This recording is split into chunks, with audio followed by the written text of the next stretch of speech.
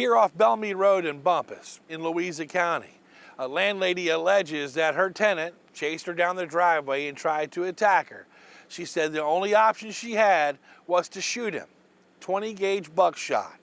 Commonwealth attorney Rusty McGuire says things weren't adding up and detectives needed to dig deeper. She's a very cold-hearted person.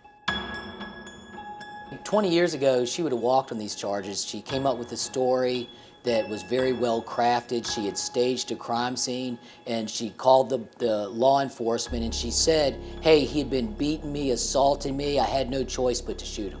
One major flaw in that story, says Louisa Commonwealth's attorney Rusty McGuire. Deputies couldn't find any injuries to Jackie Bledsoe after they responded to the shooting call back on June 4th, 2022. Notice her elbows. There's nothing wrong with her. So the detective's like, I don't understand, you're telling me this story about being pushed down in the gravel, being choked, and you had to shoot this man, but you don't have any injuries on you. Melvin Hanson, a father and grandfather. Very hard work, yes. And he was a jokester. I mean, he never come here. I never went to his house where he didn't have jokes to tell. He loved to tell jokes, yeah. But Sister Faye Powell says what happened to her brother was no laughing matter. He was shot at close range, 20-gauge buckshot, in a barn on Bledsoe's property. Sheriff's office can help you. Hi. Hello. I was calling. How you doing? Good. I was calling to say that I shot someone earlier. Several yards away from the gravel driveway, Bledsoe claimed he chased her down, and prosecutors say even her call to dispatchers was a bit bizarre. She didn't call 911.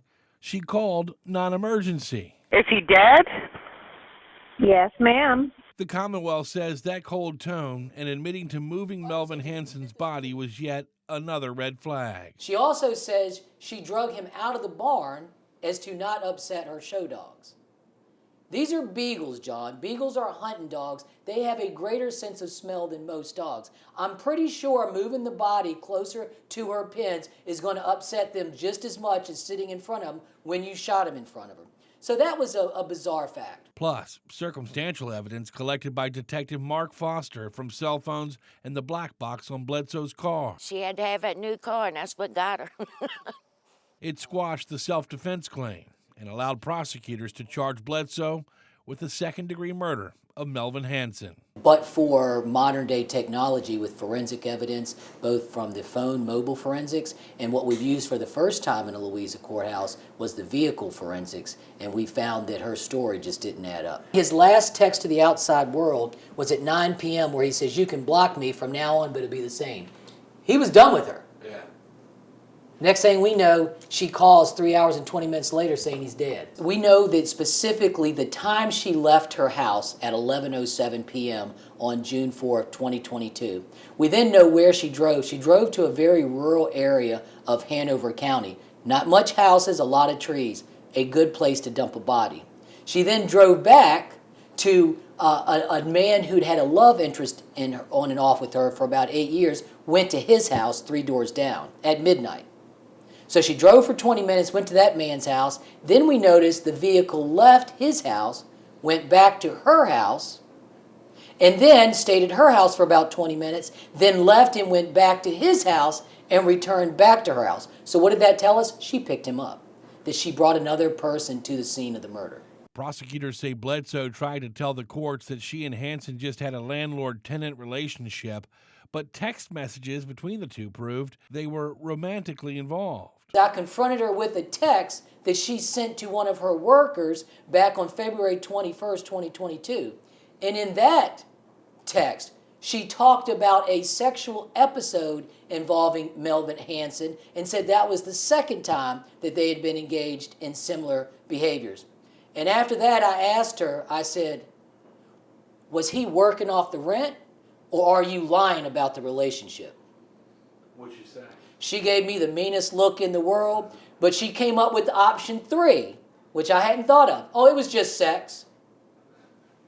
So the point being, I don't think the jury found her very credible. And in fact, it was the second fastest jury verdict that I've had on a murder case in my career. A verdict that didn't even allow Hanson's sister to get a breath of fresh air outside the courthouse. It was that fast.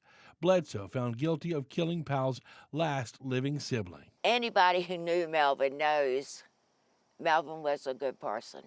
He really was. He got taken out of this world way too early. And for someone like her to just do that, I mean. Jackie Bledsoe will be sentenced for a second-degree murder charge January 10th by a judge. She also faces some additional time for the use of a firearm during the commission of a felony charge. In Bumpus, Jon Burkett, CBS 6 News. Do your best with what you have. Whatever it takes, go for it.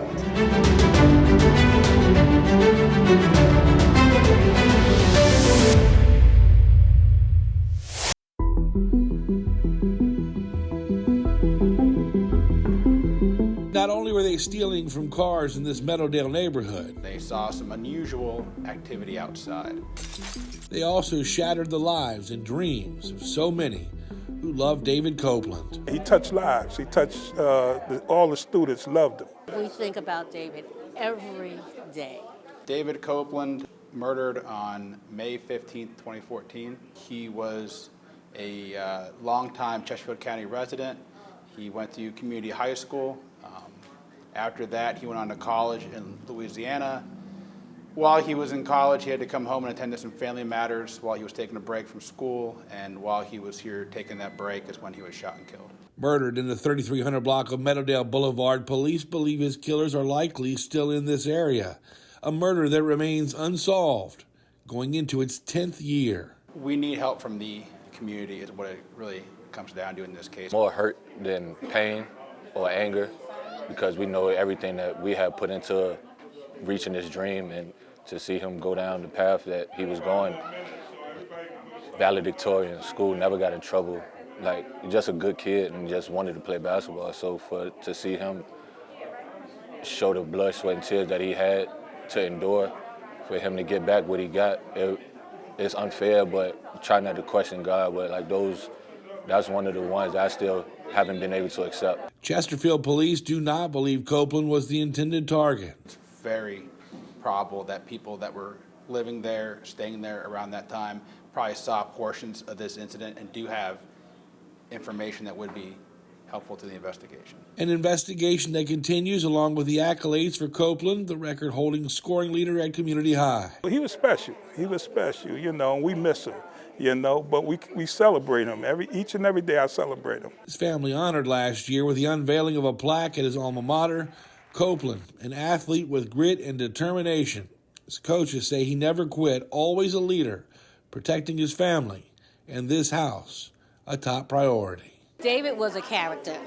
Everyone knows he loved life, and he loved it to the fullest. He even stated, life is grand. And so that gives us hope, even though he's not physically here with us. Every day, I can thank God that he was a part of our life, and we're just grateful for the time we did have with him.